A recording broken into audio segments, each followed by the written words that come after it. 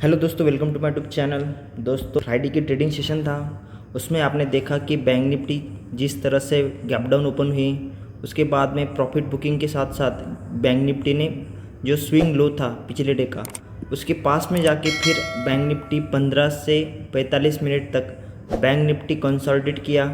आपको मैंने एक चीज़ यहाँ पे नोटिफाई करने के लिए बताई थी कि अगर यहाँ पे बैंक निफ्टी रुकता है और उसके बाद में थोड़ी सी रेंज बनाता है और उस रेंज को इधर बैंक निफ्टी ऊपर की साइड में जाता है, तो जो डे का हाई रहेगा, मतलब स्विंग हाई रहेगा, नेक्स्ट जो रेजिस्टेंस था ऊपर का, यहाँ तक जा सकता है। अगर नीचे के साइड में बैंक निफ्टी को जाना है तो फिर कंसोलिडेट करेगा और नीचे के साइड में ब्रेकडाउन करेगा। मगर ब्रेकडाउन के साथ साथ में आपको ज़रूरी होता है कि यहाँ पे भी ब्रेकडाउन हुआ था, ठीक है। फॉल्स ब्रेकडाउन होने के साथ साथ में बैंक निफ्टी की क्लोजिंग उसके नीचे जो लोअर पॉइंट रहेगा उसके पास में आनी चाहिए। और आपने देखा कि जो फोर्थ कैंडल थी वो यहाँ पे पास में जाके क्लोजिंग दी, ठीक है। उसके बाद में हमने यहाँ पे ट्रेड लिया जिसका एसएल हमारा ये था, ठीक है। एंट्री यहाँ पे थी और 1:2 के हिसाब से हम लोगों ने इसके आसपास में, मतलब 45,980 के आसपास हमने एग्ज़िट किया। और आपको भी एक चीज़ मैंने आपको नोटिफाई बताई थी कि बैंक निफ्टी का जो इस कॉल के जो मैंने ट्रेड लिया उसके पीछे एक पर्टिकुलर रीज़न ये भी रहा था कि बैंक निफ्टी ने एम पैटर्न के साथ में यहाँ पे इस तरह से चार्ट को फॉर्मेट किया था, ठीक है।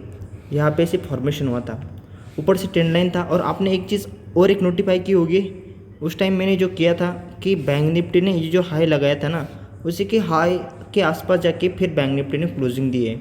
मेरे हिसाब से यही था कि बैंक निफ्टी अगर इसी रेंज के आसपास ओपन होता है तो मैं इसी के लो के नीचे बैंक निफ्टी को पुट खरीद लेता, ठीक है। और फिर इसको यहाँ तक होल्ड करता, कहाँ तक, यहाँ तक।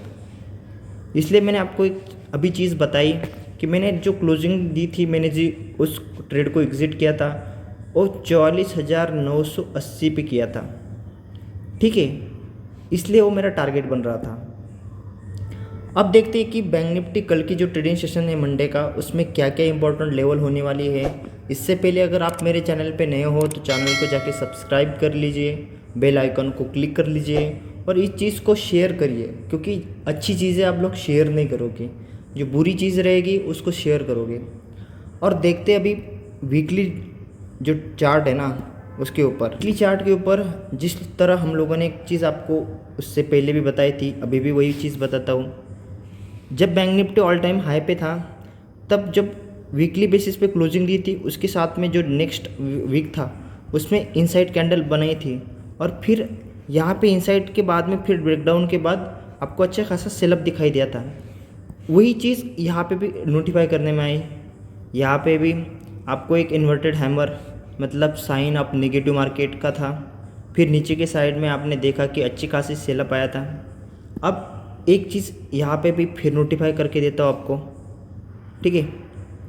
ये देखिए, यहाँ पे इन्वर्टेड हैमर है जो अभी बनी है, ठीक है। इस पे भी मैंने आपको बताया था कि इसके ब्रेकडाउन के बाद में फिर नीचे के साइड में सेलअप आया, ठीक है। अब यहाँ पे भी एक बार देख लीजिए, ठीक है। थोड़ा जूम करके दिखाता हूँ जिससे आपको अच्छे से एनालाइज कर सकें। यहाँ पे देख लीजिए, यहाँ पे भी इन्वर्टेड हैमर थी, फिर नीचे के साइड में सेलअप आया। फिर आपको यहाँ से जो 1000 से 1500 तक टारगेट मिल गए।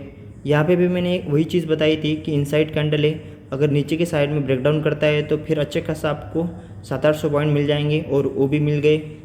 अब आपको एक चीज़ है, ये वीकली कैंडल है, ठीक है, और वीकली बेसिस पे इन्वर्टेड हैमर है। अब आपको एक ही चीज़ ध्यान रखनी है, इससे बड़े आपको टारगेट मिलेंगे नहीं। पहले ही नोटिफाई कर देता हूँ, इससे बड़े आपको टारगेट मिलेंगे नहीं। आपको 400 से 500 के टारगेट मिलेंगे, उसके बाद में फिर घूमने का चांसेस है।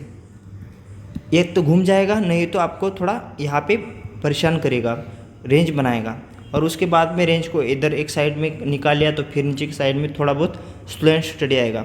उसके पीछे एक ही पर्टिकुलर रीज़न है कि बैंक निफ्टी जो इन्वर्टेड हैमर है ना, वो इन्वर्टेड हैमर का जो लो है उसी के आसपास में जाके क्लोजिंग दी है।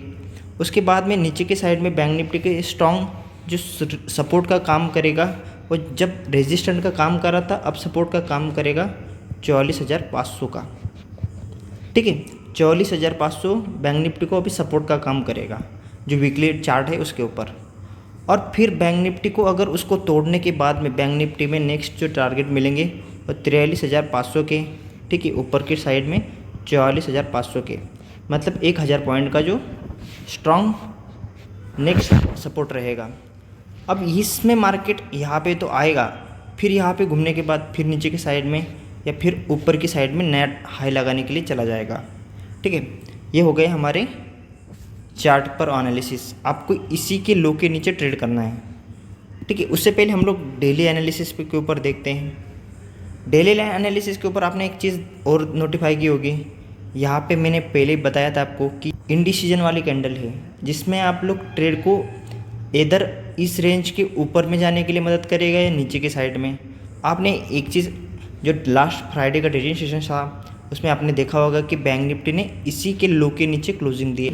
कल के ट्रेडिंग सेशन में अगर इसके नीचे लो के नीचे क्लोजिंग दे देता है, समझ लो अभी इसके नीचे क्लोजिंग दे दी, ठीक है, इतना तो आप समझ रहे होगे, तो फिर बैंक निफ्टी सेलअप के लिए आएगा यहाँ तक।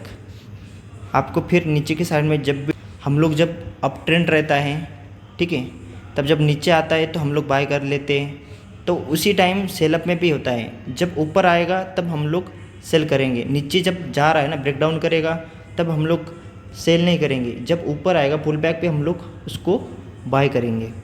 इतना तो समझ में आया होगा आपको, ठीक है। ये होगा डेली एनालिसिस के ऊपर। कल अगर उसके नीचे लो के नीचे आता है तो आपको एक पुट साइड का अच्छा से अच्छा टारगेट मिल जाएगा। देखते ही 15 मिनट का टाइम फ्रेम, ठीक है। अगर आप लोग इस चीज़ को फॉलो करोगे तो आपको अच्छे से अच्छा रिटर्न बनाने में मदद होगी। मैं आपको लाइनें ड्रॉ करके दिखाता हूँ। अब देखते हैं कि मार्केट कल के लिए क्या है।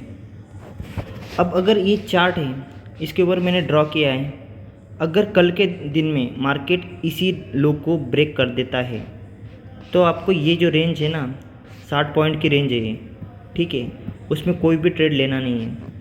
अगर आप इसके अंदर ट्रेड लेते हैं तो मैं बताता हूँ आपको क्या होगा। इसके अंदर ट्रेड लेंगे आप, ब्रेकडाउन करेगा नहीं, फॉल्स ब्रेकडाउन करेगा, फिर ऊपर की साइड में जाएगा, क्योंकि यहाँ पे ऐसे है कि यहाँ पे कोई भी सपोर्ट का काम नहीं कर रहा है, यहाँ पे कोई कैंडल फॉर्मेशन हुई नहीं है। अगर यहाँ पे चला जाता ना तो ये यहाँ पे डायरेक्टली आ जाता, मगर यहाँ से बिना किसी चीज़ का सपोर्ट लेने के बाद में बैंक निफ्टी फिर ऊपर की साइड में गया है, तो इसलिए आपको ये नो ट्रेडिंग जोन में रखना है, ठीक है, इसमें कोई ट्रेड लेना नहीं है। अगर बैंक निफ्टी इसी के आसपास आके कंसोलिडेट करता है फिर आपको यहाँ पे ट्रेड लेने की एक अपॉर्चुनिटी मिलेगी 44,747 के आसपास में, और फिर आपको फर्स्ट टारगेट ये रहेंगे 44,699 के, सेकंड टारगेट रहेंगे 44,525 के, थर्ड टारगेट रहेंगे 44,422 के, ठीक है। अब ये हो गई ऊपर की साइड। नीचे की साइड में अगर ऊपर की साइड में देखो मार्केट ये इसी रेंज के आसपास में बीच में ओपन होता है, ठीक है, और फिर ऊपर की साइड में ब्रेकआउट कर देता है। जब 45,000 को राउंड लेवल पे आएगा तब आप कोई भी ट्रेड मत लीजिए, एक तो इसको 100 पॉइंट ऊपर या 100 पॉइंट 200 पॉइंट नीचे जाने का इंतज़ार करिए। ऊपर में जब ब्रेकआउट करेगा यहाँ पे तो फिर फर्स्ट टारगेट आपके लिए रहेंगे 45,224 के, सेकंड टारगेट रहेंगे 45,402 के, ठीक है। ये दो टारगेट आप नोटिस करके रख दीजिए, ठीक। वीडियो अच्छी लगी तो वीडियो को लाइक एंड चैनल को सब्सक्राइब करिए। जय हिंद दोस्तों।